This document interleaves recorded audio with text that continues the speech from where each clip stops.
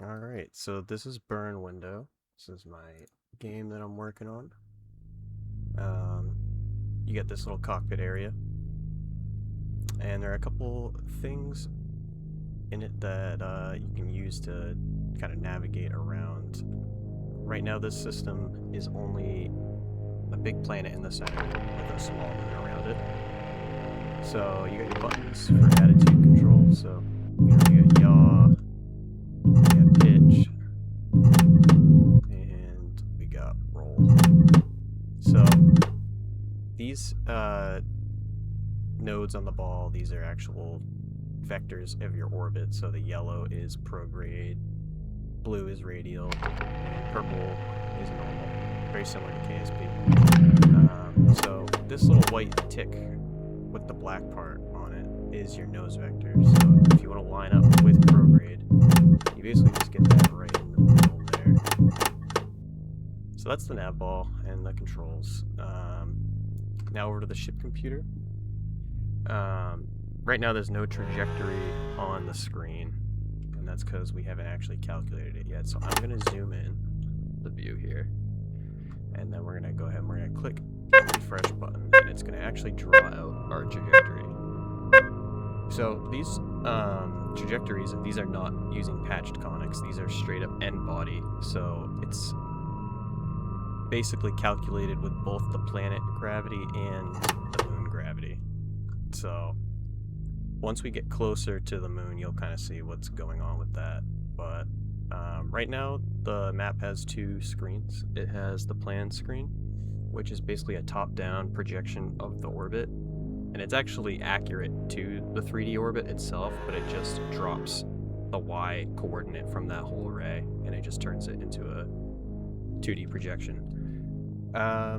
Next we have the equator, which is literally just for like matching inclination with a target. So you can change your reference here. They're both in the same orbital plane, like the moon and the planet, so this number won't change at all. This button also works for changing the center in the map. So right now you see it's view moon, click it again, view ship, click again, view planet. So what we want to do is we want to get on a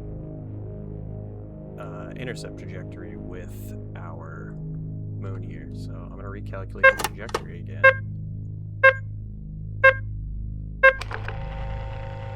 And you'll notice that we have a little thing we can move along the orbit. This is our time warp target. So I'm using the left and right brackets, and this basically just will move down. You see in the bottom right, it tells you how many seconds each step is. If I hold shift, it goes up to 275, so it's much longer steps.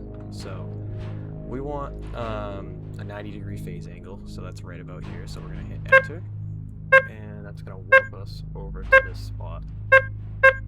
So now what I want to do here is I want to line up with my prograde vector. And these prograde vectors, and all the vectors honestly, they're just basically a donut shape, and the forward ones have a stick in the middle, and the backwards ones are just a straight up donut. So we're going to go ahead and we're going to start increasing our apoapsis so that we can get onto a transfer. Notice there's a bug with the thrust noise. I have to figure out how to fix the audio loop for that. But so now you'll see that the orbit hasn't changed at all, and that's because we haven't refreshed the trajectory yet. So once I do that, you can kind of see how this is going to work. So we're going to zoom out so we can see where the moon is, and then we're going to keep thrusting forward. And I'm not exactly on the prograde vector right now, but we're just getting a general trajectory. But this is going to be the core gameplay loop. It's like kind of incremental.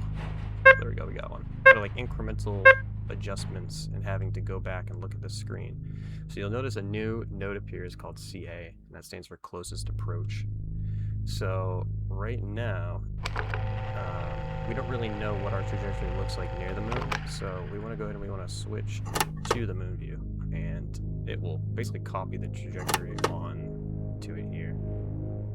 right now it looks like we're on a complete collision course with the moon. So what I'm going to do is I'm going to go back onto my program vector.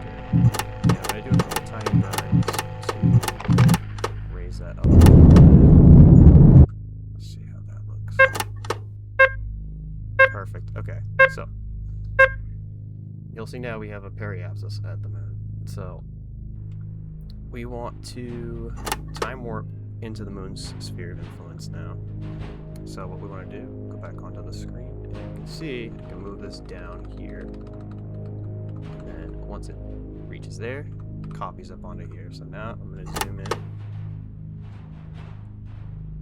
go back, and we want to go to right about here. So do enter. It's going to throw us right up there. And you'll notice there's a little bit of a UI bug where it kind of goes off the orbit. I'll probably end up fixing that later.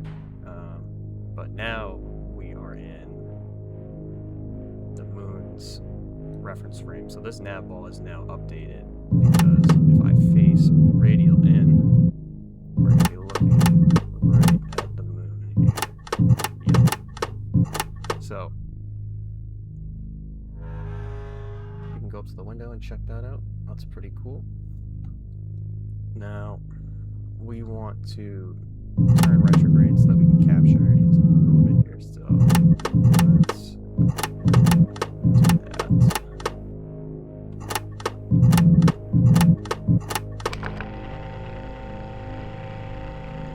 Let's put this out of the way for now.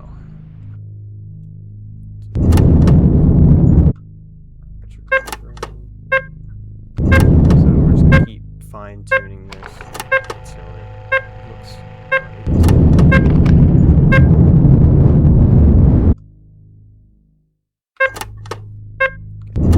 Better slow.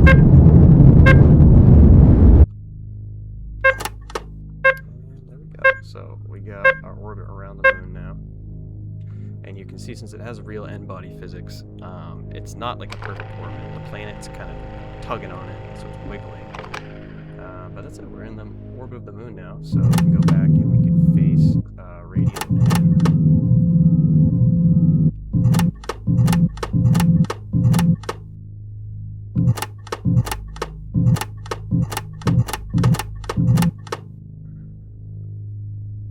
And yep, we can see that the moon is right in front of us.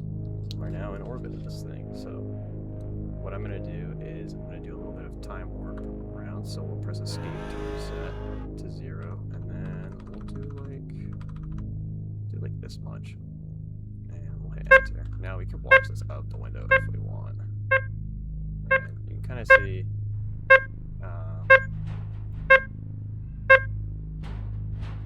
just want to face inwards, so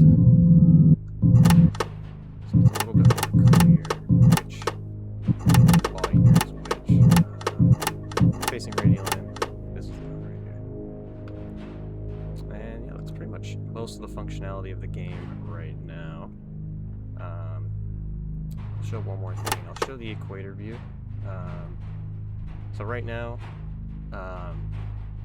we are very far from the descending node.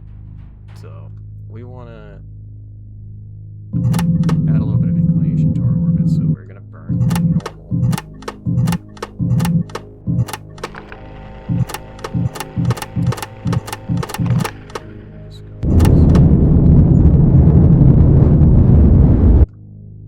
So now you can see the angle with the moon has actually changed. And since we just made the normal burn, we are right on the ascending node.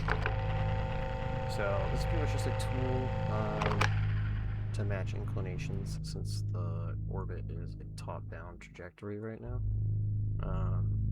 But otherwise, like, this is pretty much all the base stuff that I wanted to add to get all the systems I need working and stuff, and then I just have to adapt it so that it can be used with other planets, and then I can start adding content to the game, like missions and stuff.